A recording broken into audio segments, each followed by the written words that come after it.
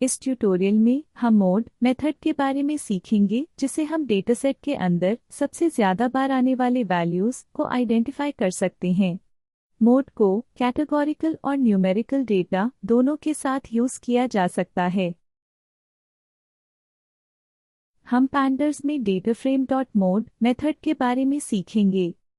Mode method का उपयोग data frame के प्रत्येक कॉलम या रो में सबसे अधिक बार आने वाली वैल्यू या वैल्यूज को ढूंढने के लिए किया जाता है। यह मीन और मीडियन से इसलिए अलग है क्योंकि कई बार मल्टीपल मोड्स हो सकते हैं अगर कई वैल्यू एक ही फ्रीक्वेंसी के साथ दिखाई दें। आइए शुरुआत करते हैं सिंटैक्स से। इस मेथड को इस प्रकार लिखा जाता है: DataFrame.mode access equals 0 numeric underscore only equals false drop n equals true। DataFrame.mode एक वर्सेटाइल मेथड है जिसे न्यूमेरिक और नॉन न्यूमेरिक दोनों प्रकार के कॉलम्स पर अप्लाई किया जा सकता है। इसका मतलब है कि आप न केवल नंबर्स के लिए बल्कि टेक्स्ट या अन्य डेटा टाइप्स के लिए भी इस मेथड का उपयोग कर सकते हैं। अब आइए इसके पैरामीटर्स को समझते हैं। पहला पैरामीटर एक्सेस यह निर्धारित करता है कि आप मोड को रोज या कॉलम्स में कैलकुलेट करना चाहते हैं। इसकी डिफ़ॉल्ट वैल्यू एक्सेस इक्वल 0 होती है जिसका मतलब है कि यह प्रत्येक कॉलम के लिए मोड को कैलकुलेट करेगा। अगर आप इसे एक्सेस इक्वल्स 1 पर सेट करते हैं तो मोड को रोज के लिए कैलकुलेट किया जाएगा। अगला पैरामीटर है न्यूमेरिक अंडरस्कोर ओनली।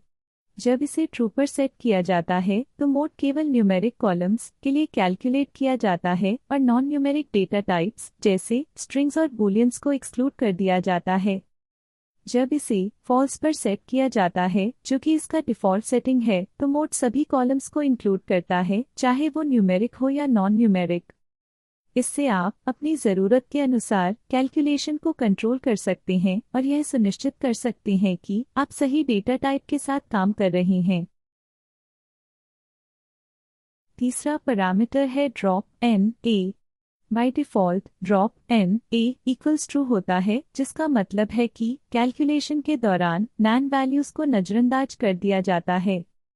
अगर आप इसे drop N A equals false पर सेट करते हैं तो नैन वैल्यूज़ को वैलिड मोड्स के रूप में कंसिडर किया जाएगा, यानी नैन वैल्यूज़ भी मोड कैलकुलेशन में शामिल होंगी।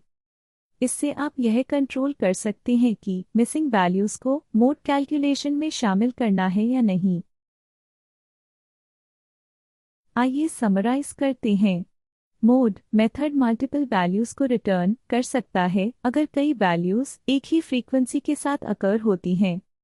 यह फंक्शन न्यूमेरिक और नॉन न्यूमेरिक डेटा जैसे स्ट्रिंग्स और बूलियंस दोनों के लिए काम करता है।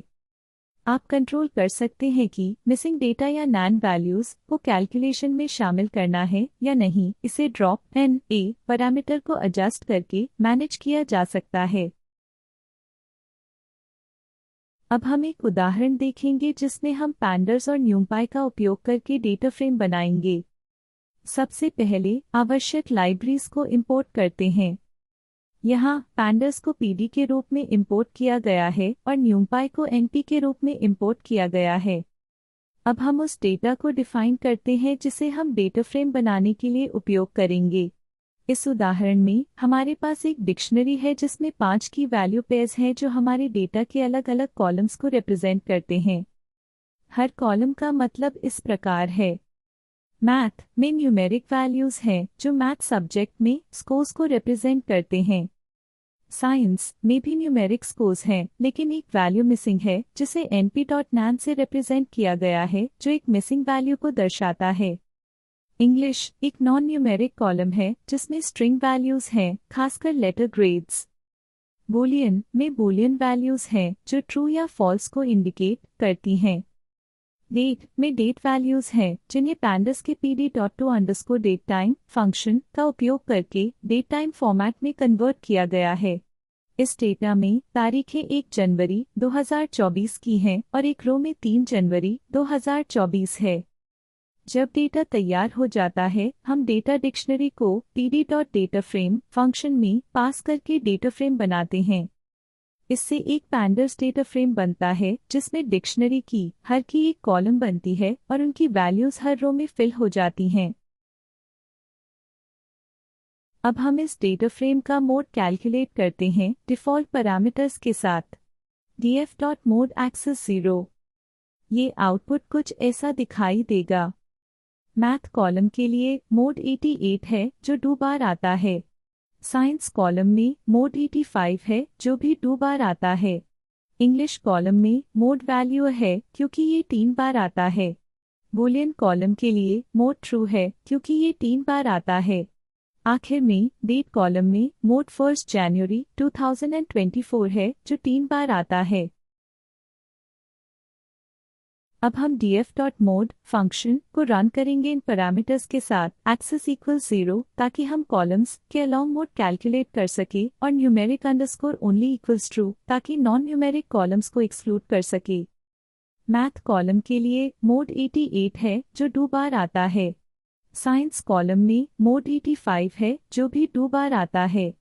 क्योंकि हमने numeric underscore only equals true specify किया, नॉन न्यूमेरिक कॉलम्स जैसे इंग्लिश, बूलियन और डेट को इस कैलकुलेशन में इग्नोर किया गया।